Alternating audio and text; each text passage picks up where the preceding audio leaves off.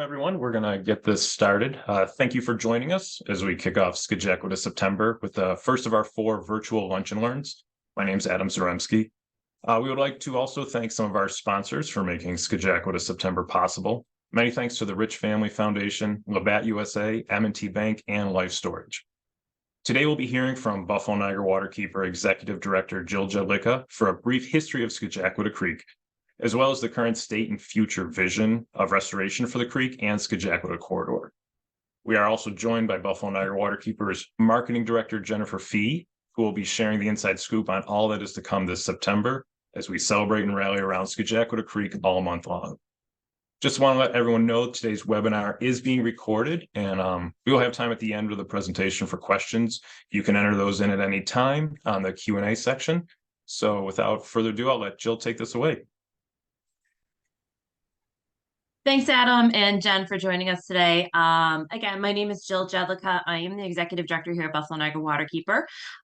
Excuse me, and I'm thrilled to be actually celebrating 20 years with the organization this year. So it's been quite a journey, and we've all seen a lot from for all these years that we've been working on restoring and protecting our waterways and connecting people to water.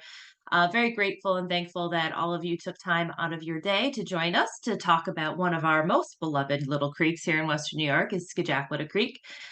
We often joke and say, well, you know you're from Western New York if you can pronounce Scajaquada. And if you can say it 3 times fast, it even makes you a superstar.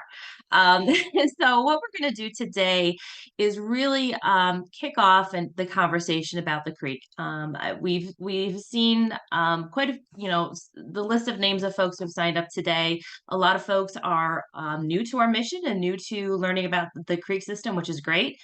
For those of you who have been involved with us for years, some of this information today may be familiar to you, but there's also some exciting new news and things happening that we'll share with you at the end of this presentation.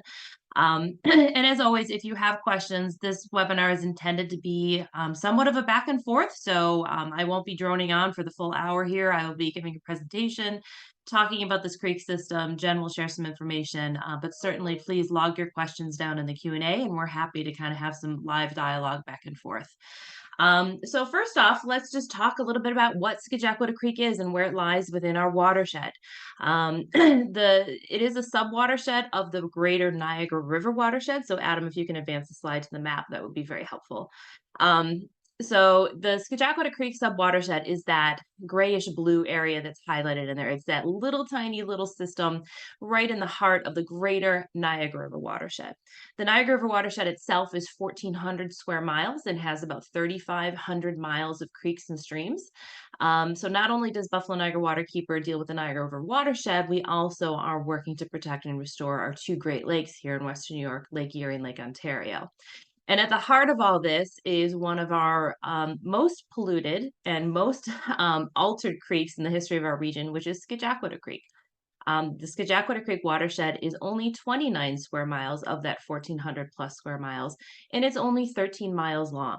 So if you are ever going to take on the responsibility of trying to restore a creek and a creek system, if we can't do it in a 29 square mile watershed and a 13-mile creek, then we probably can't do it anywhere. So it's a little creek with some big problems, but there's definitely progress and things that we are working on actively. Okay, next slide, please. So what you're looking at is a zoom in of that Scajaquada Creek watershed, and you'll see how the characteristics of this watershed are very dynamic, very interesting, and it covers 4 municipalities from the headwaters in Lancaster through the village of Depew, town of Cheektowaga, then gets buried underground for 3.5 miles from Cheektowaga to and underneath the east side of Buffalo, and then just pops back up again in Forest Lawn Cemetery. Winds through the cemetery, and then gets pushed underground again in a pipe along the side of Hoyt Lake, only to be daylighted and the Hoyt Lake former Gala Water area, only to be reunited with the system outside of the Buffalo History Museum, and then winds its way down to connecting the Black Rock Canal, ultimately feeding the Niagara River. This creek has been identified as one of the most polluted in New York State over time, and that is primarily due to the industrial usage of the lower creek system and a lot of the hydrological modification in the upper creek system. And we'll talk a little bit more about that in a few moments. So next slide. some of you may know that the creek has been buried underground, but you may not know the significance and why that happened and how far underground it is and how long it is underground. This is a view if you're standing in the tunnel looking out towards Forest Lawn Cemetery. There's two things. There's the Scajaquada drain, and then there's the Scajaquada um, underground pipe area. The one on the right is where this pipe you see on the right hand side is actually the combined sewer overflow that's connected to the sewer system. And then the tunnel itself, the Scajaquada tunnel, is the historical creek bed in the creek area. And why this was done, excuse me, allergies today. Why this was done was pretty simple, pretty straightforward. Over time, the creek itself became so polluted that the powers that be back in the day decided it would be much easier just to bury the creek to protect public health than to actually take the steps necessary to restore this creek system. The creek has been tied into our sewer system for generations. That is not a knock on, our sewer authorities or our regulatory agencies. It's just how things were done. And once you build up that interconnected infrastructure, it literally takes generations to undo what has been done. And in some areas, we may never be able to undo it just because of the technological difficulties of it. But that doesn't mean we can't investigate the opportunities for either daylighting portions of this creek or restoring sections of the creek where possible. So next slide, please, Adam. And so when you talk about the physical modifications that have happened to this creek system, it is no more pronounced than in the lower section of Scajaquada Creek, kind of in the section of what was called Gala Waters, which is now known as Hoyt Lake. And in this photo from 1940, you'll see on the right-hand side is the the Buffalo History Museum. On the left, you'll see Rockwell Hall from Buff State College and the Albright Knox complex there. And if you kind of keep your eyes to the right of the screen, you'll see, look how wide those waters are from the Scajaquada Creek. Creek systems like to meander. Creek and water systems like to move. They don't like straight lines. They don't like to be confined. This was as much of a natural system as could be possible when you're looking at the aerial photo from 1940. Now, Adam, when you switch to the next photo, keep your eyes on the right-hand side of the screen. The creek is mostly gone. You see that the construction of the 198 expressway functionally was built in filled in sections of the creek and over the creek, and the creek itself has been channelized and narrowed down and really cut off the creek and the lake system. Hoyt Lake itself was actually just a wide portion of the creek. It's called a lake because it was somewhat artificially disconnected in the era of when Olmsted Parks was developed. But it functionally, from a hydrogeologic perspective, is just the wide water section of the historical creek. So if you go back to the previous slide, Adam, and then click back again, you can really see how much change and augmentation happened between now and then. All right, so next slide will just give you another view of the enormity of the Scajaquada drain and the Scajaquada tunnel, of what it took to bury the creek system. If you look at those houses on the left-hand side, hanging on the edge of this creek system, this is literally what was done. It was, again, this was deemed the most efficient and effective way to protect human health was to bury the creek. And back in the day, the east side of Buffalo used to be a waterfront community. And instead of restoring that waterfront connection and protecting it, it was just buried. And that is the legacy we are living with today, and the folks in the east side communities are living with today. So moving forward to the next slide, there has been some progress in some restoration, which we will talk about. But as I mentioned before, there is still an industrial legacy associated with the lower section of the creek. And some of you might have been aware of some news announcements last year about some coal tar discharge that was rediscovered in the lower section, kind of where we call the spaghetti. The Niagara Street goes underneath the 198 and the 90 connection in that spur area of Scajaquada Creek and kind of around that old industrial area. There is an active cleanup and remedial effort underway. And we're not going to lie and say that it's going to be a simple fix, because it's not going to be a simple fix. There's groundwater contamination there. But the good news is that both DEC and the City of Buffalo and the industrial responsible partners there are looking at ways to mitigate and remediate any kind of ongoing contamination that may be happening. So that's all in motion right now. So the bad news is that yes, we've identified groundwater contamination that's continuing to happen and either being burped up or discharged into that creek system. But the good news is that the DEC and other agencies are actively investigating and working to establish remedial priorities for that area. All right, next slide. So in addition to some of the industrial legacy of this creek system, one of the ongoing and persistent pollution problems we have in all of our local waterways is what we call non-point source pollution that is generated by stormwater runoff. That is just basically the name given to everything you can't point a finger at. A point source is something that's a pipe or a certain facility, or you know where it is, you can point at it. Non-point source pollution is everything that is all over our lands, our private properties, our public properties, that rainwater and snow melt just eventually gather everything and then bring it down, and eventually ends up in along our waterways and our shorelines. And you can see here, these are taken in Forest Lawn Cemetery, where when we have flooding events and our sewers are overwhelmed and with stormwater runoff, we see this collection of debris, detritus, all sorts of things that just kind of gathers along the shoreline. You'll see it's also dominated by plastic. Plastic pollution is one of the biggest problems that we deal with here in Western New York and across the Great Lakes. So this is all man-made. You know, this is human-induced. And so there's behavioral issues at play here too. It's not the creek's fault. It's not historical decisions' fault. This is ongoing active behavioral pollution issues that we're dealing with. Okay, next slide. Again, this is the trash rack area that is the segment of Scajaquada Creek that is separated from Hoyt Lake. If you are driving along the Delaware S curves and you're driving north, and on the right you'll see Forest Lawn Cemetery, and on the left you're going to see Delaware Park. You'll see Hoyt Lake, and you'll notice that the creek itself is separated by a walkway, and that this is where it just goes underground again. The creek goes underground under near Marcy Casino, kind of wraps around the top part of the lake, and then pops up again and merges back with the lake waters just past the Buffalo History Museum. Trash racks are a management measure that are effective, but often unsightly. And, you know, we see this again after heavy rains and so forth. The city of Buffalo tries to manage it as much as possible, but unfortunately they can't be out there daily cleaning it up. But these are just ongoing issues that we're dealing with. Next slide. So now we're going to talk about the good news, because every time I do these presentations, I feel like I'm like the harbinger of doom and tell everything that's wrong with the creek system or a waterway. But that's just the reality check, right? We live in a part of the country that is heavily industrialized, heavily urbanized in certain areas, and heavily modified in terms of our water resources. But just because that is how it was doesn't mean how it always has to be.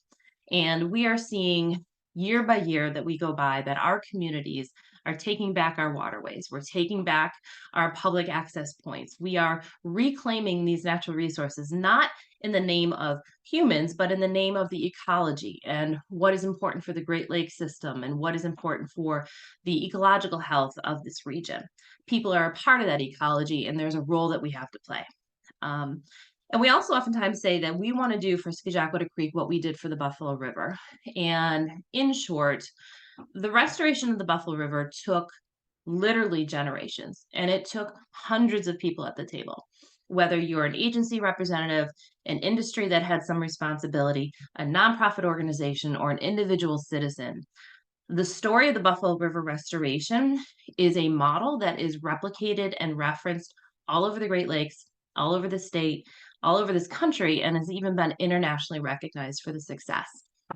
And over time, what started with a lot of community activism and citizen voices resulted in massive investment by both the state and federal governments and the industries that were responsible in order to move the needle and restore that system, one for the ecological health, but also to help rebuild a local water-based economy along the shores of the Buffalo River.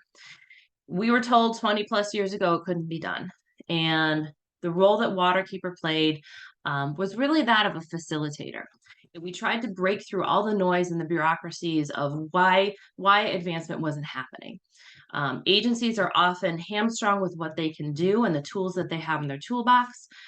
Industries often have a certain particular focus area, but it's the communities and the community-based organizations that have broken down those barriers, broken through those barriers to come to the table for collective problem solving, not only to identify and understand what is wrong with the system, but to kind of set some priorities for what the community would like to see for their river systems and for their water systems. And so we are at that point in time right now where there has been some success happening and progress on Scajaquada Creek, but we are just on the cusp of breaking through in terms of looking at this system as a whole system. There is infrastructure funding that is out there. There's environmental restoration funding that is out there. We want to get that funding and deploy it here in Western New York for our waterways and our communities. And the only way to do that is if we all get on the same page and we agree to what is our restoration vision. So when we say community-driven restoration, that doesn't mean to say that the general public or this nonprofit is ultimately responsible for restoring a waterway. No, it's that we are gathering together and we are coming to consensus and a shared vision for what we would like to see. Creek restoration means different things to different people. It means different things to different professionals and disciplines. We want to try and be that convener, and we are that convener right now to kind of come together for that collaborative vision for restoration. All right, next slide.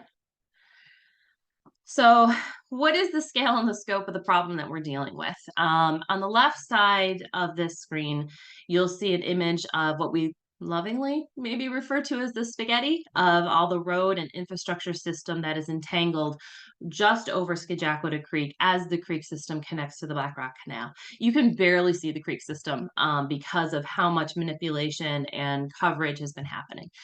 This is probably going to be one of the most challenging areas because this is also the heavy industrialized area where I was talking previously about that groundwater contamination. The good news is, though, that the GBNRTC, which is the Greater Buffalo Regional, I'm not even going to try it, GBNRTC is the agency responsible for the last couple of years developing a community vision for the redesign of the 198.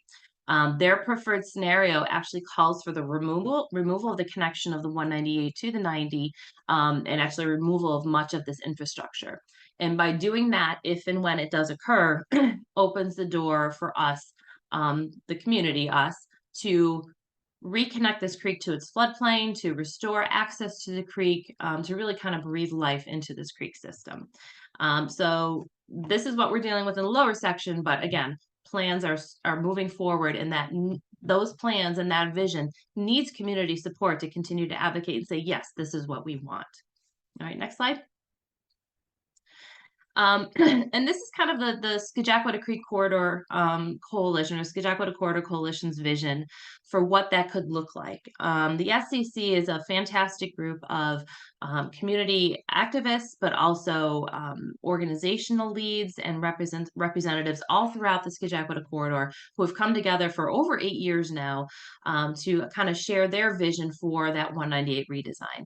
Waterkeeper is a part and a proud member of the SCC, and the role that we play is kind of helping share that vision for what the creek system could be. So this is just one example of what the vision for, if you breathe new life and open up what that creek system could look like, it could once again actually work as a functioning water system. All right, next slide. Again, this is another vision of the lower Scajaquada Creek. This is presented by the SCC. That's Buff State College on the right. And one of the visions is if the removal or the redesign of the 198 could create a waterfront campus for Buff State College and reconnect that community to its creek system. Looks a lot different than having roadways that actually have pillars driven down into the sediments of the creek system and are covered and inaccessible right now. It's a long-term vision, and you got to start somewhere. Next slide.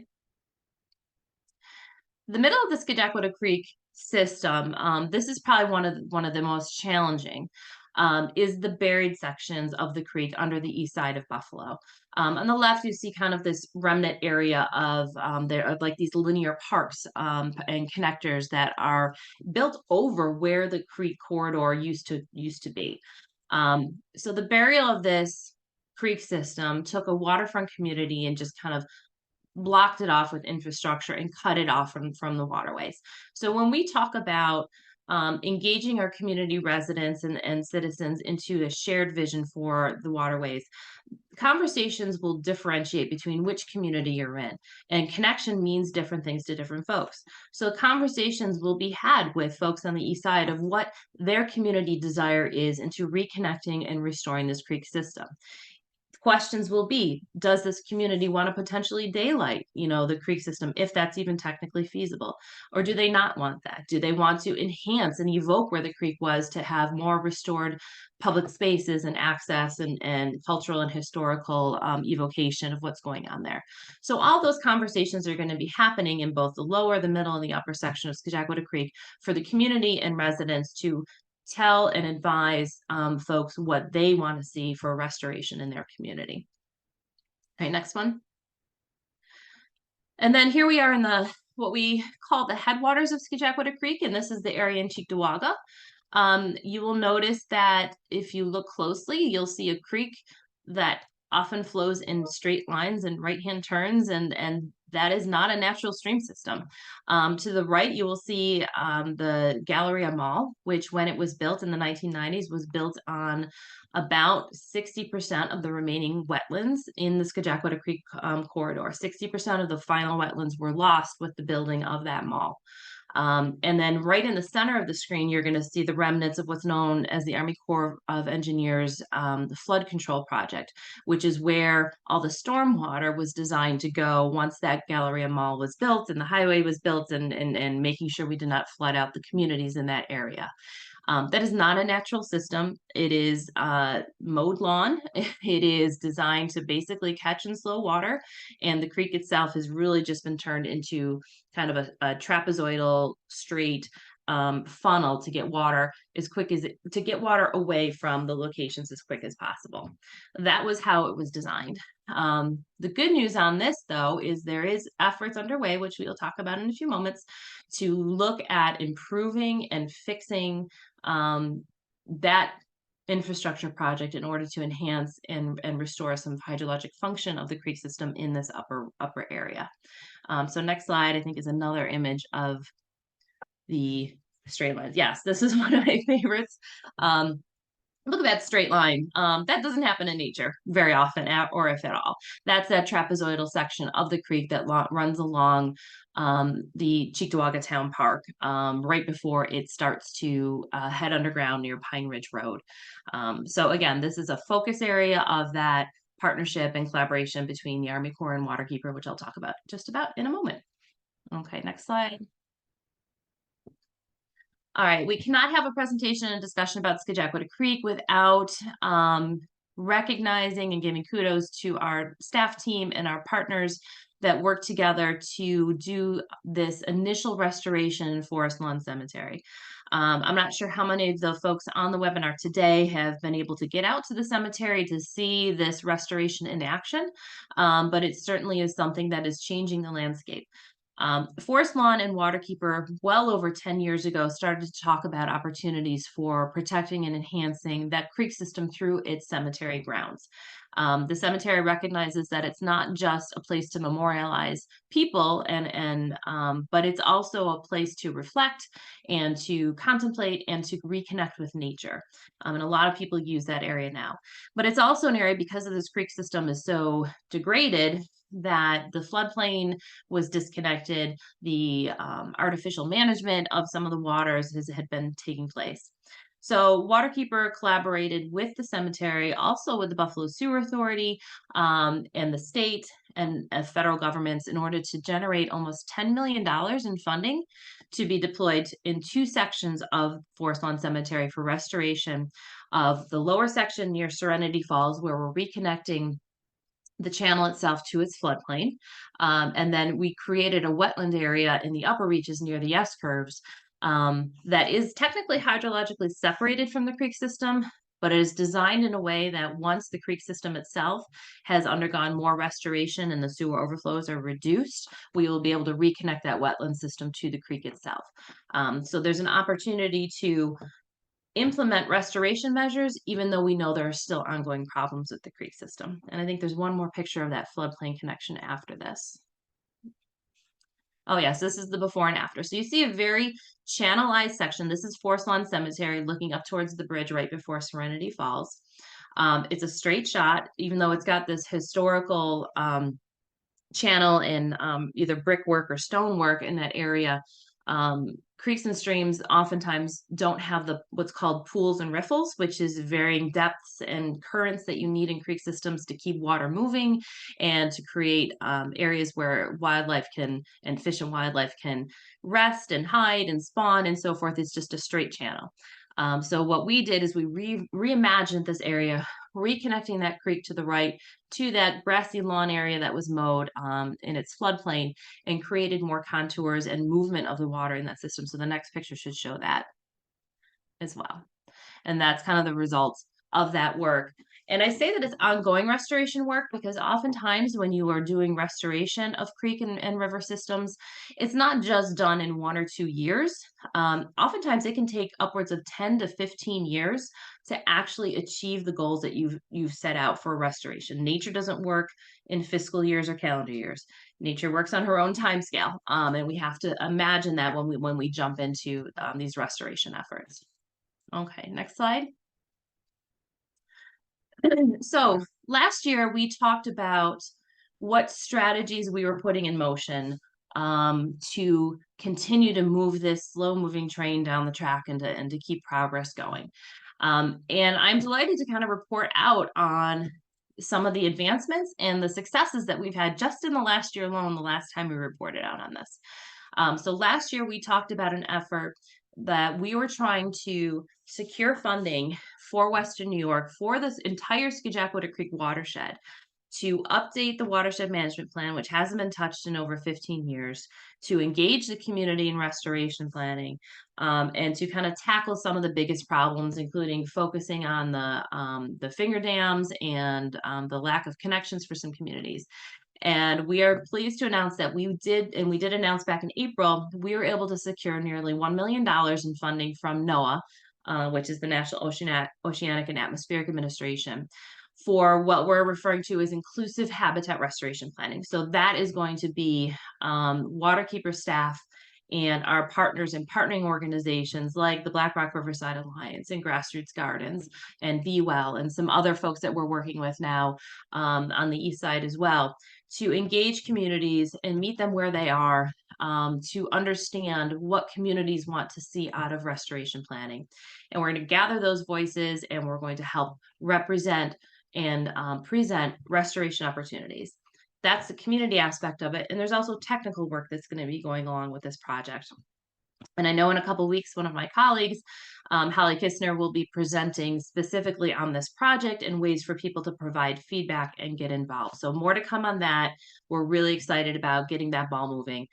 At the end of the day, in 2 to 3 years from now, we hope to have a kind of like a playbook in hand and have some restoration opportunities identified so that we can immediately, start to go after some of that funding to deploy restoration measures in our community. And the companion piece to this, this is also very exciting, and we just announced this, I think it was in June or July of this year. This is the 10+ year effort that Waterkeeper had been working with the Army Corps of Engineers to get the approvals in Washington, D.C. and the authority under what's known as a Section 1135 project to relook at that floodplain restoration study that is in, or floodplain restoration project, which is that area next to the Galleria Mall in Cheektowaga, to reevaluate how that's functioning. Are there other options available to us to relook at other sections of the creek to restore and kind of bring some health back into this creek system? It took, like a lot of things with the Army Corps, it takes a lot of years and a lot of effort and commitment to be able to get the approvals and get folks to support it. And we were able to generate the local cash match in order to open the door to be able to sign this agreement. So we are grateful to the Margaret L. Wendt Foundation, who was first in with providing us seed money that Waterkeeper could take and say, hey, we've got local support. Please, Army Corps, here's the local support. We want to be able to sign this cost share agreement. In addition to that, we also had the Wilson Foundation contribute funds to that effort, and our partnership with Assemblywoman Monica Wallace and Senator Sean Ryan to break free some funding from the New York State DEC is also to provide some cash match for this effort. So again, it demonstrates federal, state, philanthropic, nonprofit collaboration, bringing all those resources together to unlock an agreement that Waterkeeper signed with the Army Corps that could open the door to up to $10 million in restoration and implementation over the next few years. So we're very, very excited about that. Again, we'll be talking more about that later this month. Some other results of the last year, I mentioned earlier, the GBNRTC submitted the 198 redesign preferred scenario that is now in the hands of the New York State DOT. We do encourage folks to get involved with the SCC, which is the Scajaquada Corridor Coalition, who is really driving some of the advocacy and community voices. So people in Albany hear from us here in Western New York that yes, don't just sit on this plan. We want to see the next steps. We want to see the environmental studies happen. We want to see the monies freed up that have already been allocated for this work. So that is certainly a way you can all be involved as well. We are also happy to report that the DEC has begun hosting regular Eastside community and City of Buffalo community meetings around environmental justice and legacy brownfield site issues. Waterkeeper, participates in those as much as possible, so we can kind of help report out and keep track of what's going on in the creek system. But there's a lot more conversation and transparency happening about that stuff right now within Scajaquada Creek watershed. And also I mentioned that the lower creek remedial measures that are underway in terms of, unfortunately, that legacy contamination issue. So that's a lot. There's a lot going on in this little creek system. And it's not just Waterkeeper's work. It's a variety of folks and partners that are involved in this. But I think the final point here is that we've learned with the work with the Buffalo River, it is not just one entity, it's not one organization, it's not 1 year. It is a long haul. It is a long haul that takes many voices and many partners to each play different roles and find a niche. But ultimately, it's the collaboration and coordination of our efforts. So we're not undoing what one group did or not repeating what somebody else has done. Really, the goal here is to have folks communicate, is to have folks all rowing in the same direction in order for us to get to the finish line, which is creek restoration, as quickly as possible. That is what Scajaquada September is all about, to have consistent and ongoing communication and awareness about this creek system. And just by the show of the number of folks on this call and people who are involved in our work, we can't do this without you. A lot of folks volunteer with Waterkeeper. A lot of folks support Waterkeeper in our efforts. And there's a lot of folks out there who are doing their own thing and that they just communicate and share information with us. So whatever your involvement with Waterkeeper, the organization, or the creek system is, we thank you for your efforts in focusing on Scajaquada Creek. And I will stop talking now to take a breath, and I believe we'll hand it over to Jen, who will talk a little bit more about what's going on in Scajaquada September, and then we'll go into the Q&A. Oh, I forgot about Hoyt Lake. Sorry. That's a vision for Hoyt Lake too. Sorry. We can go back to that later. Thanks, Jill. Appreciate that. Yeah, we have Jen Fee to talk about our Scajaquada September events that are happening. We are getting some really good questions in the Q&A right now, so Jill will be answering those after Jen has a chance to chat a little bit. So we'll let Jen go first. Awesome. Thank you so much, Adam. We just want to welcome you all and thank you all for joining us. Scajaquada September is like a really fun event, month-long event that we have envisioned for the last few years as we really turn our focus on the restoration, the community vision for restoration for Scajaquada Creek. So there's a lot of things to celebrate. As Jill pointed out early on, Scajaquada is a spring-fed creek, so hope springs eternal in Scajaquada September. And we've got a lot of great events. You're at one right now, so thank you for joining us for the first Lunch and Learn. And then the next event that we have happening is the Scajaquada Sweep.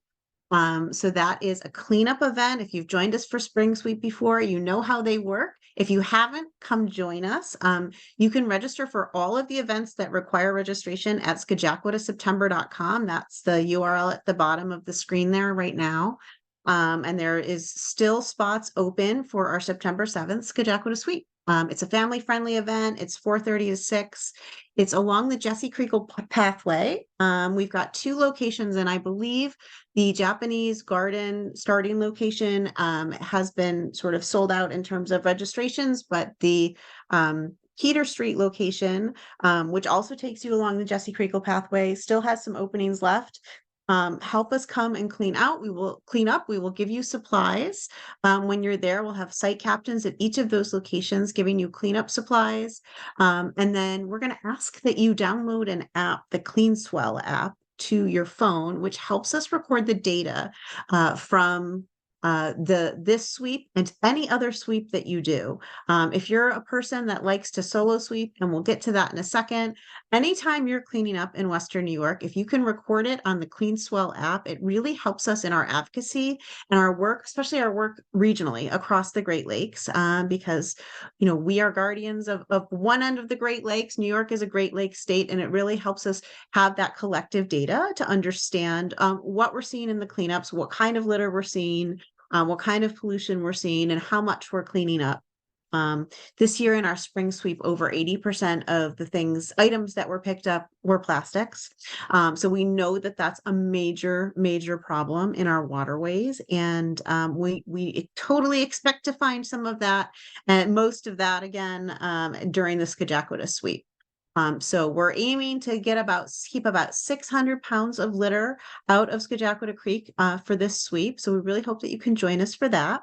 If you can't join us for that, but you'd still like to clean up, we have an opportunity on September 9th. We have a few things going on September 9th. A couple days later, this is on the weekend, on a Saturday, where you can grab your solo sweep kit from our office. If you go to the Scajaquada September page, there's information about the solo sweep kit pickup.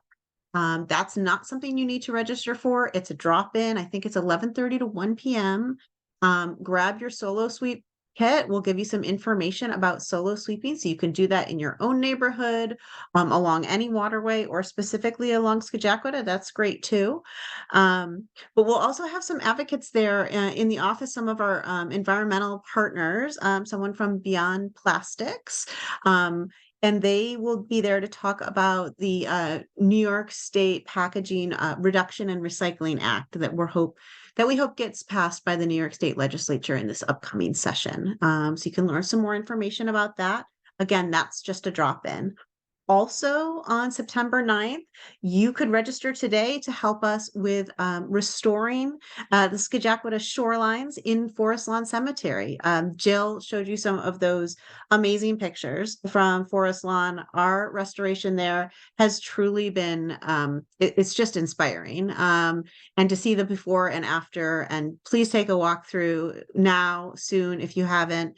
It's gorgeous. And it's now, you know, to have that hydrologic function help restore it a little bit in the having the wetland reconnected, and also the habitat. And so you could be helping us on the 9th with restoring that habitat. We're going to be doing some rock sock planting, and rock socks were developed in our restoration of the Buffalo River. It's a novel idea of having these burlap bags with some planting substrate, planting some nursery, some plants, wetland plants in there, developing them in a nursery, and then as they develop a root system, bringing them back out and putting them in some shallow waters. And that's what we're going to be doing during that Restore event at Forest Lawn on September 9th. There'll be a couple of different time slots that you could sign up for if you're interested in that. And there's also a cleanup in between those time slots, or I think maybe running concurrently to those time slots on September 9th. Right in Forest Lawn. So if you're not one to be able to plant, or maybe you don't want to lift something quite as heavy as the rock socks, but you'd like to clean up there's an opportunity for that too.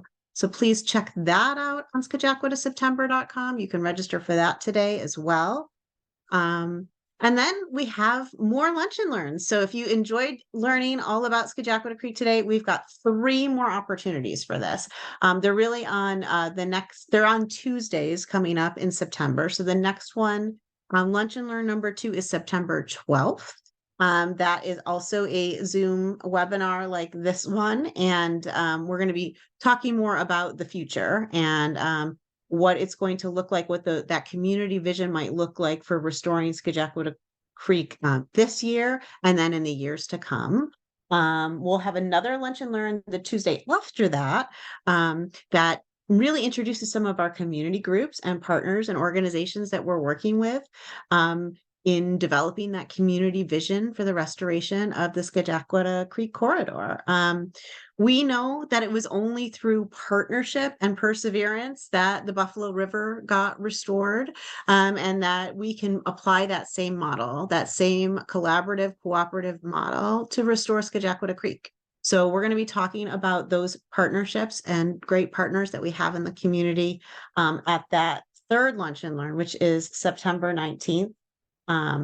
And then the final one will be September 26th, and that's going to be a fun one. We've got some amazing drone footage of the whole length of the creek, and we're going to, be giving a great narrative along with it. So you'll be learning a lot of facts and sort of seeing that bird's eye view of the creek in every section. And I think Jill did a great job today going through those sections, and you can really see all the different areas of the creek. This will be a great view of that in drone footage video in that final lunch and learn. So that is what's happening for the following lunch and learns that follow this one. But then we also have this great opportunity to come talk to us and talk to your neighbors and share the vision for restoration of Scajaquada. And that's happening at the Galleria Mall. We're going to be inside the mall on top of Scajaquada Creek on September 21st, talking about that shared vision for restoration for Scajaquada. So we hope that you can join us for that one. There's more information on that at scajaquadaseptember.com.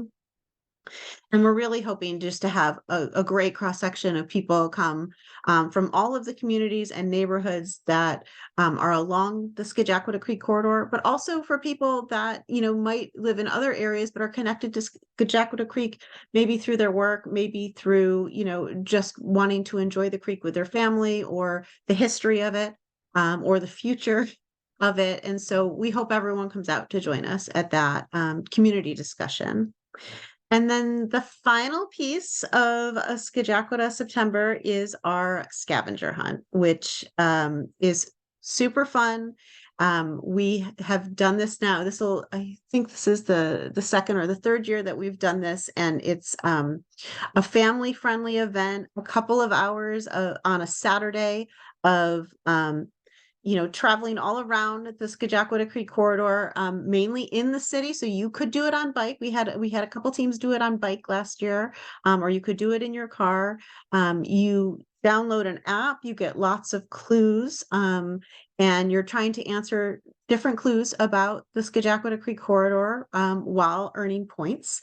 There's an opportunity there. It's a fundraiser for us. So there's an opportunity to do some peer-to-peer fundraising, where you can ask, people to sponsor your team before the event. And then, you can have there's some opportunities to earn points before the event even starts, and then lots of opportunities to earn points during the event. We have a great party at the end of it, an after party, and we give away a lot of prizes. And it's just a great learning experience and a fun way to learn about Scajaquada Creek. So we hope that you'll register for that. I know that there's different pricing tiers where you might still be an early bird pricing now. So the sooner you register for that, the better. So again, registration for that can be found on Scajaquadaseptember.com. So that's just a quick overview of everything we have going on this month. It's a lot of really fun things to do, and we hope that we're so glad that you joined us today, and we hope that you'll join us for a few more of those as well. That's it from me. Thanks, Jen. Yeah. We're about to get to the Q&A. We just want to thank everyone again for joining us today. By being here, you've been entered into a raffle for a Scajaquada Creek baseball cap and a free registration for the Scajaquada scavenger hunt. We'll be pulling a name at random after this call, and we'll be in touch by email tomorrow. So keep on the lookout for that. I'm going to turn it back to Jill. She's going to take care of the bunch of questions we've been asked so far. So here you go, Jill.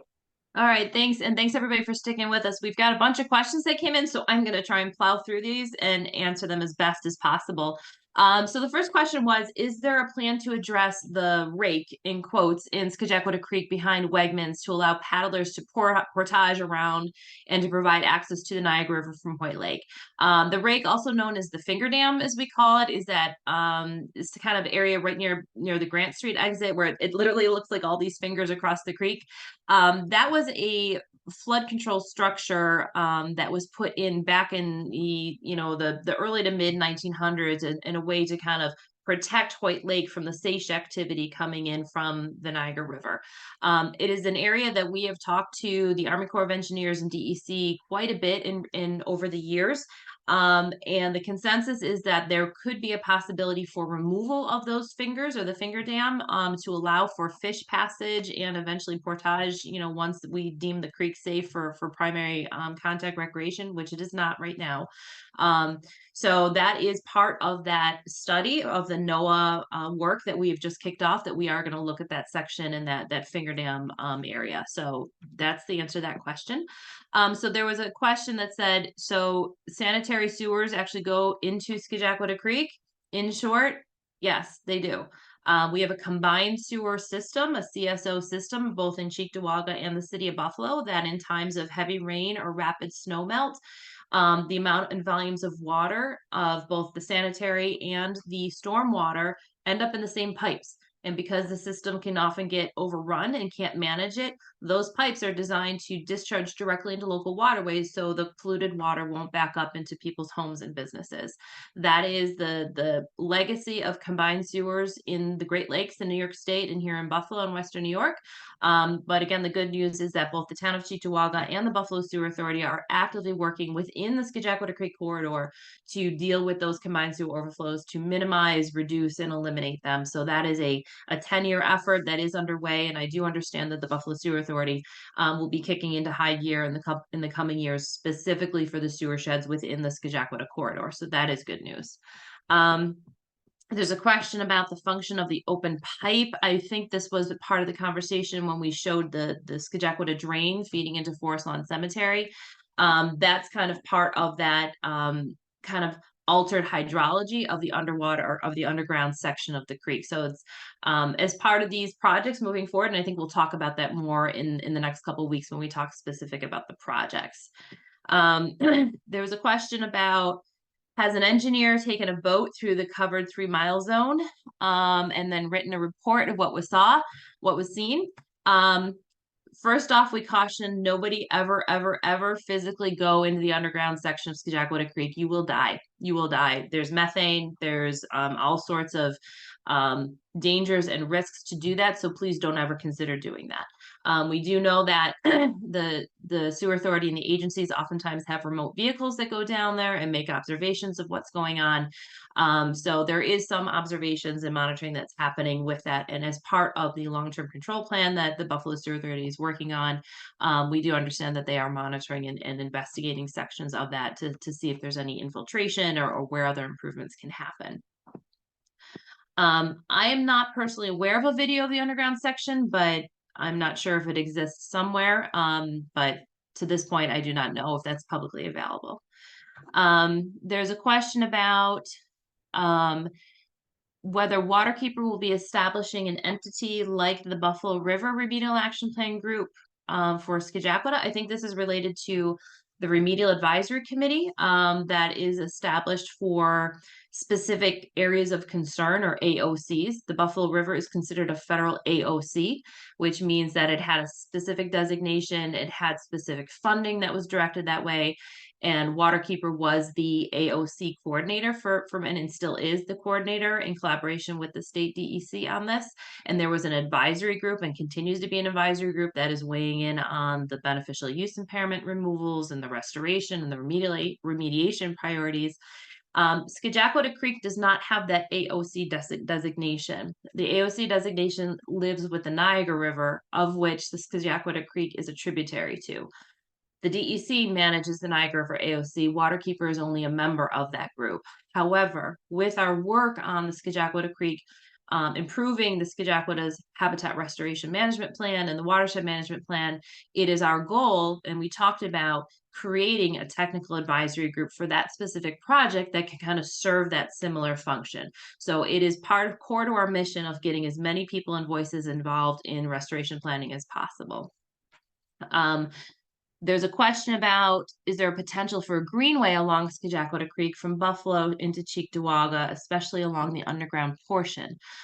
We do understand that our partners, a great partnering organization, Go Bike, is actually in the process of doing some master planning for bike and bicycle connections, in particular in the Scajaquada Creek area and along the east side sections. So I highly and strongly recommend folks connect with Go Bike to kind of see where they are at in their process, and we fully support their efforts as well.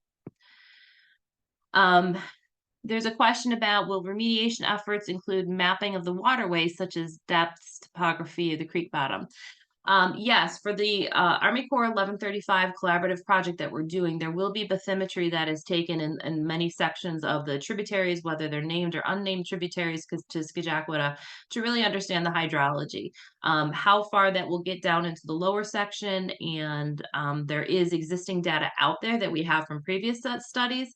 The goal is to kind of map that all out and pull together the existing data information that we already have on the system and identify the data gaps in areas that we need to kind of to do more research and study to understand that.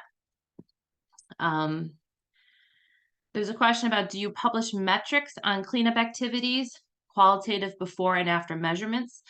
If the cleanup activities you're referring to is litter control and litter pickup, yes, we do that as part of our Scajaquada sweeps and our stream sweeps that we do every year. The more data we can collect, the better, because we use that data and information in grant applications, in our advocacy, in our policy work. Data is critical, and the citizen science that we are able to get from our volunteers and folks who volunteer to do this stuff is fantastic. So we try to map out and identify the nature and extent of those of pieces of litter and so forth. There is also a lot of metrics related to sediment samples and water quality. We have our River Watch program where we do sample in Scajaquada Creek and Hoyt Lake, and we document all the parameters, water quality parameters, all of which we feed into the DEC system as well to help report out on the health of our waterways. So there is a lot of data collection that happens. We had one comment that was just endorsing the Scajaquada scavenger hunt and how much fun it was. Thank you very much for doing that, and the little plug there. And there's also a question that's not Scajaquada related, but do you know if the drain pipe behind Strawberry Island in the Niagara River is a storm sewer pipe or not a sewer pipe? I'm not sure which pipe you might be referencing there. I can look into that. If we have your email for this person who answered that question, we can look into that and get back to you on that one. So I think that's it. We're at 12:58. If there's any other questions that come through, feel free to email us after the fact. We are happy to kind of share our knowledge of what we know, what we don't know, and if we don't know it, we're likely to try and connect you with somebody who does have the answer. But ultimately, thank you everybody for sticking with us, not only on this call, but sticking with us over the years for restoring Scajaquada.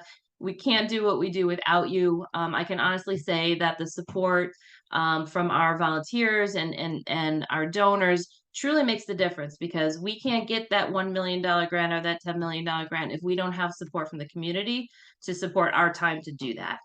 So you truly are all part of the problem. Not the problem. Sorry, you're a part of the solution, and we're grateful for it. So thank you all for your time today. I'm looking at Jen as if she has one more thing to say, but if not, Adam, are you going to wrap it up for us? I'm just going to say, remember to visit Scajaquadaseptember.com so you can get all of the registration information on the upcoming events that we have. We also, for cleanup questions, we also have a cleanups page. If you go search that on our website as well.